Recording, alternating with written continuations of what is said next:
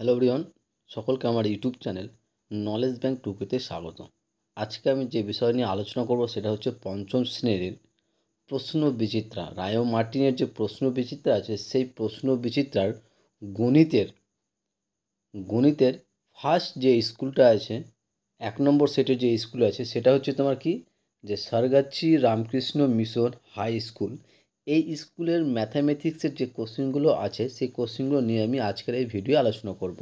ঠিক আছে, পেজ হচ্ছে তোমার কত, 119 নম্বর পেজের। 119 নম্বর পেজের প্রথম সেটের যে স্কুলটা আছে সেই স্কুলের অ্যান্সারগুলো নিয়ে আমি আজকে ভিডিও আলোচনা করব। আর অ্যান্সারগুলো বলার আগে তোমাদের বলবো, চ্যানেল নতুন থাকলে চ্যানেলটিকে সাবস্ক্রাইব করুন এবং তার সাথে সাথে পাশে থাকা বেল আইকনটা ক্লিক করে নিও, জন্য পরের ভিডিও দিলে তোমরা সেই ভিডিওটার নোটিফিকেশন সঙ্গে সঙ্গে পেয়ে যাও। ওকে, এবং তার সঙ্গে বলবো যে তোমাদেরকে যে ভিডিওটা প্রথম থেকে শেষ পর্যন্ত দেখতে, কারণ এখানে অনেক কিছু আছে বোঝার। তোমরা যদি একবার বুঝে নাও তাহলে সেই অঙ্কটা তোমাকে আর দেখতে হবে না বা বুঝতে হবে না, সেই অঙ্কটা তুমি নিজে থেকে করতে পারবে। তো সুতরাং তোমাদের বলবো যে তোমরা প্রথম থেকে শেষ অবধি ভিডিওটা স্কিপ না করে, ঠিক আছে, তোমরা পুরোপুরি কমপ্লিট করে দেখো। তো শুরু করা যাক তাহলে। প্রথমে যে যে কোশ্চিন আছে, এক দাগের বলে শূন্যস্থান পূরণ করো। প্রথমে কোশ্চিন বলেছে যে শূন্যস্থান পূরণ করো।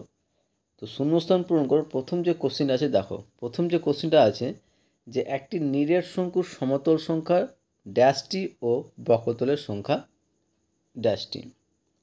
তো শঙ্কু দেখো, শঙ্কু এটা হচ্ছে একটা শঙ্কুর চিহ্ন। ওকে,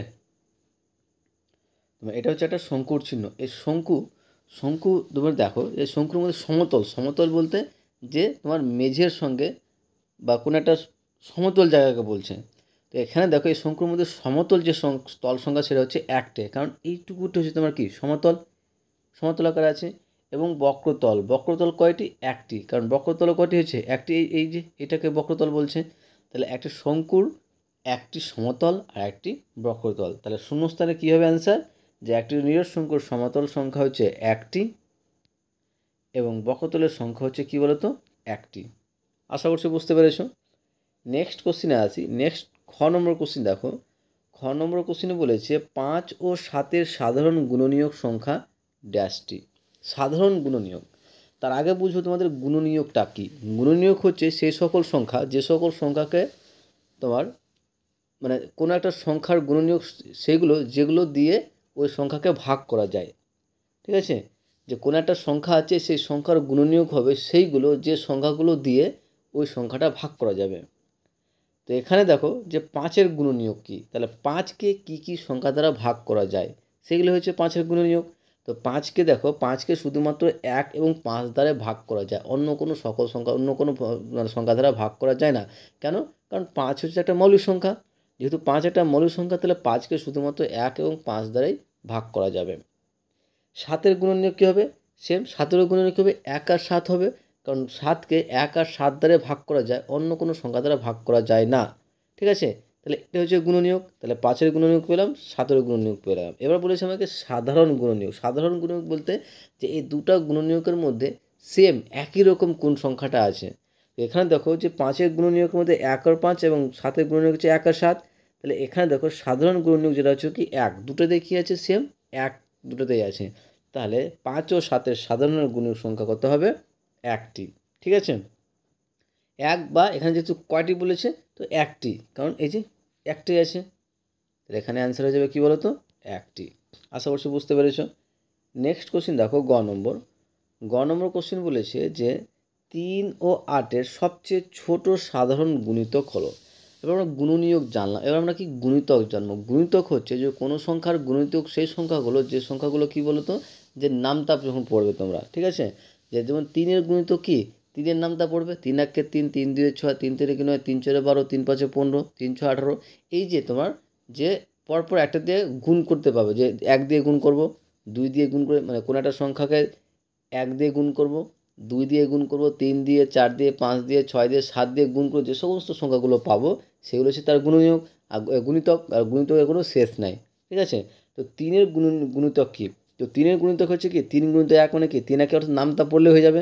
যে 3, 6, 9, 12, 15, 18, 21, 24, 27, 30 আরও হবে ডট ডট ডট ডট, ঠিক আছে, আরও অসংখ্য আছে। একই রকমভাবে 8-এর গুণনীয়ক কী, যে 8, 16, 24, 32, 40, 48, 56, 68। এবার সবচেয়ে বলছে ছোট সাধারণ গুণিতক হলো, সাধারণ গুণিতক আবার কি, যে সাধারণ গুণিতক হচ্ছে যে সংখ্যাটা মিল আছে, যে 3-এর গুণিতক এবং 8-এর গুণিতকের, আর 3-এর গুণিতকও আছে 8-এর গুণিতক আছে, সেই সংখ্যাটাকে আমরা করবো সাধারণ গুণিতক, ঠিক আছে। তো এখানে দেখো যে সব থেকে ছোট বলেছে আবার, তো সব থেকে ছোট যেটা হচ্ছে সেটা হচ্ছে দেখো যে সব থেকে এই 24 এবং 24 আরও এখানে গুণিতক আছে, এখানে আরও গুণ করলে কী পেতাম, 3 11 33, তারপরে তোমার হচ্ছে 3 12 36, তো এখানে আসতে থাকবে, ঠিক আছে। তো এখানে যে সব থেকে ছোটো সাধারণ গুণিতক হচ্ছে 24, কারণ দেখো 24ই প্রথমে একটা সাধারণ গুণিতক যেটা মেল খাচ্ছে, ঠিক আছে, গুণিতক মেল খাচ্ছে দুটোর ক্ষেত্রে, সব থেকে ছোটো, আর কোনো সংখ্যা কিন্তু এগুলোর মধ্যে মেল খাচ্ছে না। তাহলে এখানে অ্যান্সার হয়ে যাবে কত, 24, অ্যান্সার হবে কত, 3 ও 8-এর সবচেয়ে ছোটো সাধারণ গুণিতক হলো 24। তারপরে নেক্সট ঘ নম্বর বলেছে 4 অঙ্কের বৃহত্তম সংখ্যা ও 3 অঙ্কের ক্ষুদ্রতম সংখ্যার অন্তর মানে হচ্ছে বিয়োগফল বের করতে বলেছে। তো প্রথমে আমাকে বের করতে হবে 4 অঙ্কের বৃহত্তম সংখ্যা। তো 4 অঙ্কের বৃহত্তম সংখ্যা হবে 4টা 9। যত অঙ্কের বৃহত্তম সংখ্যা বের করতে বলে, একটা জিনিস মাথায় রাখবে, শিখে নাও এটা, যে যত অঙ্কের বৃহত্তম সংখ্যা বের করতে বলবে তয়টা 9 নিতে হবে। যদি 1 অঙ্কের বৃহত্তম সংখ্যা তো 1টা 9, যদি 2 অঙ্কের বৃহত্তম সংখ্যা তো 2টা 9, 3 অঙ্কের বৃহত্তম সংখ্যা 3টা 9, 4 অঙ্কের বলে 4টা, 5 অঙ্কের বলে 5টা, ডট ডট। যদি 1 লাখটার যদি বৃহত্তম সংখ্যা বলে তাহলে 1 লাখটা 9 নিতে হবে। তো এখানে যেহেতু আমাদের বলেছে 4 অঙ্কের বৃহত্তম সংখ্যা, তাই কী নেব, 4টা 9 নিব, ঠিক আছে। এটা গেল বৃহত্তম সংখ্যা। ক্ষুদ্রতম সংখ্যা কীভাবে লিখব, যে 3 অঙ্কের ক্ষুদ্রতম সংখ্যা হচ্ছে 1টা 1 এবং তোমার 2টা 0, 1টা 1 এবং 2টা 0। অর্থাৎ যদি ক্ষুদ্রতম সংখ্যা বের করতে বলে, যত অঙ্কের ক্ষুদ্রতম সংখ্যা বের করতে বলে, তাহলে কি করব, যে একটা 1 নেব এবং তার একটা কম 0 নেব। এখানে যেহেতু 3 অঙ্কের ক্ষুদ্রতম সংখ্যা বের করতে বলেছে, তো 3 অঙ্কের ক্ষুদ্রতম সংখ্যা হবে কী বলো তো, 1টা 1 এবং 2টা 0। যদি 4 অঙ্কের বলতো তাহলে 1টা 1 3টা 0, 5 অঙ্কের বলতো 1টা 1 4টা 0, মানে একটা 0 কমে যাবে, ঠিক আছে। তো এখানে তাহলে 4 অঙ্কের বৃহত্তম সংখ্যা পেয়ে গেলাম কত, 9999, আর 3 অঙ্কের ক্ষুদ্রতম সংখ্যা পেয়ে গেলাম কত, 100। আর এই দুটোর অন্তর্ফল অর্থাৎ বিয়োগফল, তাহলে 9999 থেকে যদি আমরা 100 বাদ দিই তাহলে সেক্ষেত্রে কী পাবো, 9899। এটা হচ্ছে আমাদের অ্যান্সার। তাহলে এখানে তোমরা শূন্যস্থানে বসিয়ে দেবে কি, যে 9899। ওকে, তাহলে 1 দাগের কমপ্লিট হবে, 2 দাগে আসি, এবং 2 দাগের অ্যান্সারগুলো করার আগে তোমাদের বলবো, চ্যানেল নতুন থাকলে চ্যানেলটিকে সাবস্ক্রাইব করে এবং তার সাথে সাথে পাশে থাকা বেল আইকনটিও ক্লিক করে নিও, যেন পরের ভিডিও দিলে তোমরা সেই ভিডিওটার নোটিফিকেশন সঙ্গে সঙ্গে পেয়ে যাও, ঠিক আছে। এবং তোমাদের বলবো প্রথম থেকে ভিডিওটা শেষ পর্যন্ত স্কিপ না করে দেখতে, ঠিক আছে, কারণ এখানে অনেক অঙ্ক আছে, বোঝার আছে তোমাদের, তো তোমরা একবার বুঝে নিলে সেই অঙ্কগুলো আর দোহরান দেখার দরকার নেই, ঠিক আছে। তো প্রথম যে কোশ্চেনটা বলেছে দেখো 1 নম্বর ক, 2-এর ক বলেছে যে দুটি সংখ্যার গসাগু 5, দুটি সংখ্যার গসাগু 5, লসাগু 60 এবং একটি সংখ্যা 15 হলে অন্য সংখ্যাটি কত। তো কী কী দেওয়া আছে, যে দুটি সংখ্যার গসাগু দেওয়া আছে কত 5, লসাগু দেওয়া আছে কত 60 এবং একটি সংখ্যা দেওয়া আছে কত 15। তাহলে আমাদের অন্যটি কী হবে, তাহলে অন্যটি বা অপরটি বের করতে হলে আমাদের ফর্মুলা জানি কি, যে অন্য সংখ্যাটি সমান হচ্ছে গসাগু গুণিত লসাগু বাই একটি সংখ্যা। অন্য সংখ্যাটির ফর্মুলা হচ্ছে কি, যে গসাগু গুণিত লসাগু বাই তোমার কী বলতো একটি সংখ্যা বা অন্য সংখ্যা। তো এখানে গসাগু কত দেওয়া আছে 5, তো 5 ইন্টু লসাগু মানে কত 60 বাই একটি সংখ্যা মানে 15, 4 পূরণ কত হয় 60, আর 4 5 কত 20। তাহলে অন্য সংখ্যাটি হয়ে যাবে কী বলো তো 20 হয়ে যাবে। আশা করছি বুঝতে পেরেছ। নেক্সট খ নম্বর কোশ্চেন বলেছে যে দুটি সংখ্যার যোগফল, যে দুটি সংখ্যার যোগফল দেওয়া আছে কত 2420 এবং তাদের বিয়োগফল দেওয়া আছে 1224। সংখ্যা দুটি কী কী হবে সেটা বের করতে বলেছে। যদি দুটি সংখ্যার যোগফল এবং বিয়োগফল থাকে তাহলে সেক্ষেত্রে সংখ্যা দুটি কীভাবে বের করবো সেটা তোমরা একবার ভালো করে দেখে নাও। যে দুটি সংখ্যার যোগফল দেওয়া আছে এবং বিয়োগফল দেওয়া আছে, এই অঙ্কটা অন্যরকমভাবে করা যায়, ঠিক আছে। যেহেতু তোমরা ক্লাস 5-এর, এটা ক্লাস 5-এ পড়ছো, তাই ক্লাস 5-এর মতো অনুযায়ী আমি সেটা করে দেওয়ার চেষ্টা করছি, ঠিক আছে। এটা ডায়েট করছি একবারে, হ্যাঁ। তোমরা একবার এটা তোমরা ফর্মুলাটা মনে রাখবে। কীরকম ফর্মুলা, যে বড় সংখ্যাটি, দুটো সংখ্যার মধ্যে বড় সংখ্যা যদি হবে সেটা ফর্মুলা হচ্ছে যে এই যোগফল থেকে বিয়োগফলটা কী যোগফল এবং বিয়োগফলটা কী করব, যোগ করব। ঠিক আছে, যোগ করার পর কী করবো, ওটাকে 2 দিয়ে ভাগ করব। কি বললাম, যে বড় সংখ্যাটা বের করতে চাই তাহলে ওই দুটো সংখ্যার যোগ করব, যেটা যোগফলে বিয়োগফল দেওয়া সেটা যোগ করব এবং সেটা যোগফলকে আমরা 2 দিয়ে ভাগ করব। তাহলে এই দুটো যোগ করলে পাবো আমরা 3644 ভাজক 2, আর 2 দিয়ে ভাগ করলে কী পাবো, 1822। তাহলে দুটো সংখ্যার মধ্যে একটা সংখ্যা পেলাম কত, 1822। আশা করি তোমরা যোগ আর বিয়োগ, যোগ আর ভাগ করতে জানো, তাহলে আমি এক্সট্রা করে আর সেটা যোগ এবং ভাগ করতে গেলাম না। ঠিক আছে, আমি ডাইরেক্ট অ্যান্সারটা বলে দিলাম। তাহলে বড় সংখ্যাটি পেয়ে গেলাম কত, 1822। তাহলে ছোটো সংখ্যাটা কী পাবো, তাহলে ছোটো সংখ্যাটি সমান হবে কী বলতো, যে দুটার বিয়োগফল অর্থাৎ 2420 থেকে 1224 বাদ বিয়োগ এবং 2 দিয়ে ভাগ, সেম কিন্তু একই রকম, জাস্ট এখানে প্লাস ছিল, এখানে এখন মাইনাস গিয়ে এবার 2400 থেকে 20 বাদ দিলে 2400 থেকে 20 থেকে 1224 বাদ দিলে আমরা পাবো 1196 ভাজক 2, আর 1196কে 2 দিয়ে ভাগ করলে আমরা কী পাবো, 598। তাহলে ছোটো সংখ্যাটি হয়ে গেলো 598। তাহলে অতএব তোমরা লিখতে পারো যে ছোটো সংখ্যা দুটি হলো, একটা হচ্ছে তোমার কি 1822, আর একটা হচ্ছে তোমার কত, যে 598। ঠিক আছে, নেক্সট এবার গ নম্বর দেখো। গ নম্বর বলেছে 1 এবং 10-এর মধ্যবর্তী যৌগিক সংখ্যাগুলির যোগফল নির্ণয় করো। তার আগে আমরা জানবো যে যৌগিক সংখ্যাটা কি। যৌগিক সংখ্যাটা হচ্ছে সেই সকল সংখ্যা যে সকল সংখ্যাকে 1 এবং সেই সংখ্যা ছাড়াও অন্য সংখ্যা দ্বারা বিভাজ্য করা যায় বা হয়। মানে এমন একটা সংখ্যা আছে যে সংখ্যাকে 1 এবং ওই সংখ্যা তো ভাগ যাবেই, তাছাড়া অন্য আদার সংখ্যা দ্বারাও ভাগ যাবে, সেই সংখ্যাগুলোকে আমরা কি বলবো, যৌগিক সংখ্যা বলবো। যেমন 4, 6, 8, 9, 10, 12, 14, 15। কারণ এ সমস্ত সংখ্যা, যেমন এখানে হচ্ছে 4 ধরেছি, তো 4কে দেখো, 4কে 1 আর 4 দিয়ে ভাগ যাবে এবং তার সঙ্গে 2 দিয়েও ভাগ করা যায়। তাহলে সংখ্যাটা তো এটাই আছে যে 1 এবং সেই সংখ্যা বাদেও অন্য সংখ্যা দ্বারা বিভাজ্য করা যায় বা ভাগ করা যায়, সেই সকল সংখ্যাকে আমরা কি বলবো, যৌগিক সংখ্যা বলবো। যেমন 4, 6, 8, 9, 10, 12, 14, 15। কারণ এগুলো প্রত্যেকটা অন্য সংখ্যা দ্বারা ভাগ করা যায়। ঠিক আছে, তাহলে এক্ষেত্রে আমার কোশ্চেন যেটা হচ্ছে সেটা হচ্ছে 1 এবং 10-এর মধ্যবর্তী যৌগিক সংখ্যাগুলির যোগফল। তো 1 থেকে 10-এর মধ্যবর্তী যৌগিক সংখ্যাগুলি কী জানবো প্রথমে। তো 1 থেকে 10-এর মধ্যবর্তী যৌগিক সংখ্যাগুলি হলো তোমার 4, 6, 8 আর 9। এগুলো সংখ্যা এমন সংখ্যা যেগুলোকে অন্য সংখ্যা দ্বারা ভাগ করা যায়। তাহলে এই 4টা সংখ্যার যোগফল কত, তার সঙ্গে যদি যোগ করি তাহলে অতএব যোগফল হয়ে যাবে কত, 27। তাহলে তোমার অ্যান্সারে পেয়ে গেলাম কী বলো তো, যে 1 এবং 10-এর মধ্যবর্তী যৌগিক সংখ্যাগুলির যোগফল হচ্ছে তোমার কত, 27। ওকে, নেক্সট ঘ নম্বর বলেছে 60725, বলে 60725 দ্বারা গঠিত 5 অঙ্কের বৃহত্তম ও ক্ষুদ্রতম সংখ্যার অন্তর মানে কি, বিয়োগফল বের করতে বলেছে। তো প্রথমে এই সংখ্যা দ্বারা গঠিত বৃহত্তম সংখ্যা কী হবে, এই সংখ্যা দ্বারা গঠিত বৃহত্তম সংখ্যা বলতে বড় থেকে ছোট সাজানো, আর কিছু না, সিম্পল জিনিস। তো বৃহত্তম সংখ্যা কী হবে, যে সব থেকে বড় কি 7, তারপরে কত 6, তারপরে 5, তারপরে 2, তারপরে অবশেষে 0। এটা বৃহত্তম সংখ্যা পেলাম। কিন্তু ক্ষুদ্রতম সংখ্যাটা একটু লক্ষ্য রাখবে। ক্ষুদ্রতম সংখ্যার ক্ষেত্রে দেখবে যদি 0 থাকে তাহলে 0টা কিন্তু প্রথমে বসবে না, যেহেতু 0টা ছোটো সব থেকে, কিন্তু তবুও 0টা প্রথমে বসবে না। 0টা কী বসাবো, তার পরের যে সংখ্যাটা আছে বড়, সেটা সংখ্যাটা প্রথমে বসাবো, তারপরে 0 বসাবো। এখানে সাথে সবথেকে কী হবে 2, তারপরে 0, তারপরে 5, তারপরে 6, 7, আর এই দুটোর বিয়োগ করতে বলেছে। তো 76,520 থেকে 20,567 বাদ দিলে আমরা কী পাবো, 55,953। এটা হচ্ছে তো কী বলতো আমাদের অ্যান্সার। বিয়োগটা তোমরা একবার দেখে নাও। ঠিক আছে, আমি আর বোঝাতে গেলাম না, আমি ভেবেলাম যে তোমরা বিয়োগ করতে জানো, আশা করছি ক্লাস 5-এ উঠে গেছো মানে বিয়োগ করতে জানো।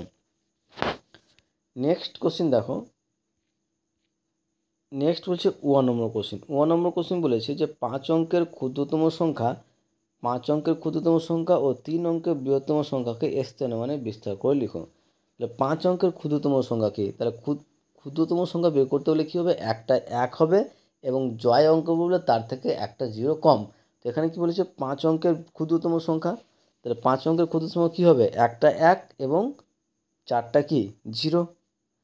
এবং 3 অঙ্কের বৃহত্তম সংখ্যা কী হবে, তো জয় অঙ্কের বৃহত্তম সংখ্যা হলো তো এটা 9, তো এখানে 3 অঙ্কের বৃহত্তম সংখ্যা বলে তাহলে কী হবে, 3টা 9 হবে। ঠিক আছে, আর এটাকে বিস্তার আকারে লিখতে বলেছে। কীরকম বিস্তার, যে 1 তো প্রথমে যেটা আছে সেটা বসালাম, তারপরে করে সংখ্যা আছে 4টা 0 আছে, তো 4টা 0 বসালাম, প্লাস বসাবো, প্রথম 0টা বসাবো, প্রথম 0টার পরে 3টা 0, তো 3টা 0 বসালাম, আর তারপরে তো 0 বসে 2টা 0, তারপরে 0 একটা 0 0। তাহলে সুতরাং এইটা যদি আমরা নাও বসাবো না তবুও হবে এক্ষেত্রে, কারণ 0 কোনো ভ্যালু থাকে না। ঠিক আছে, তাহলে অ্যান্সার হয়ে যাবে কত, 10,000। কিন্তু 999-এর ক্ষেত্রে কীভাবে বিস্তার করে লিখবো দেখো। তো তো প্রথমে লিখবো যে প্রথমে কী হয়েছে, প্রথম 9টা বসাবো, এই 9টা বসাবো, আর এই 9-এর পরে কয়টা সংখ্যা আছে, 2টা সংখ্যা আছে, তাহলে কয়টা জিরো নিতে হবে, 2টো জিরো নিতে হবে, ঠিক আছে।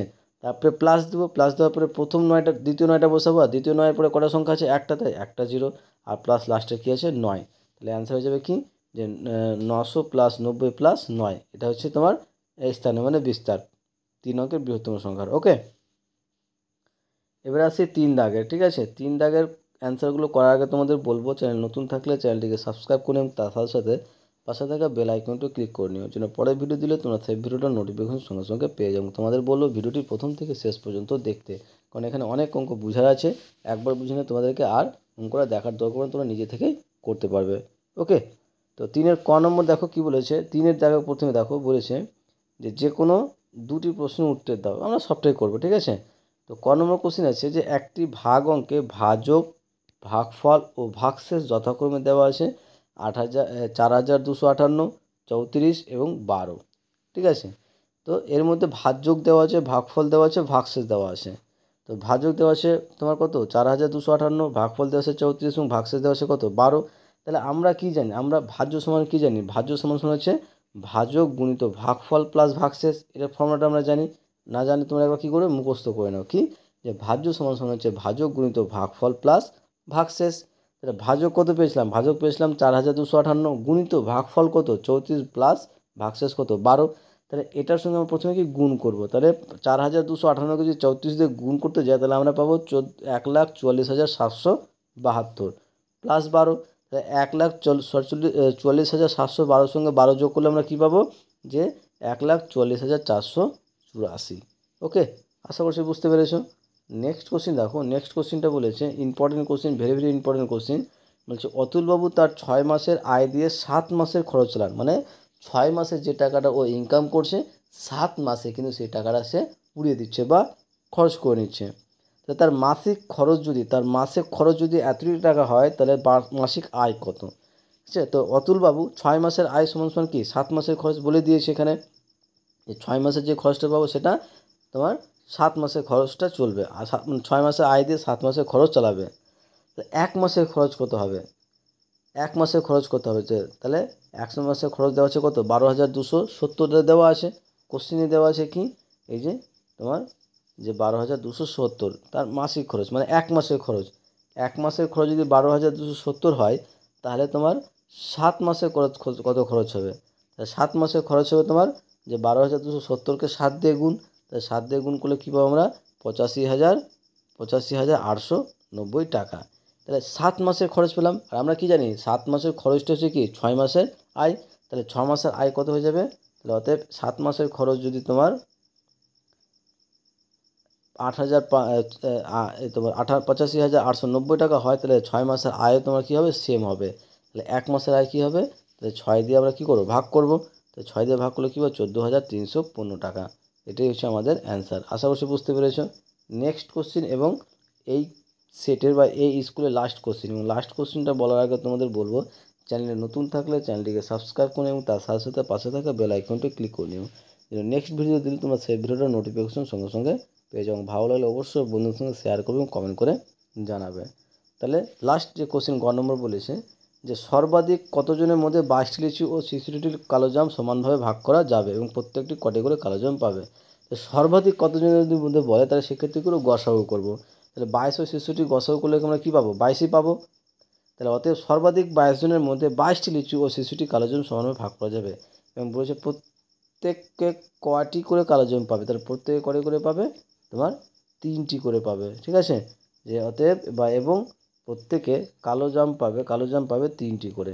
ওকে, আশা করছি তোমাদের ভিডিওটা ভালো লেগেছে। ওকে, থ্যাংক ইউ ভিডিওটা দেখার জন্য।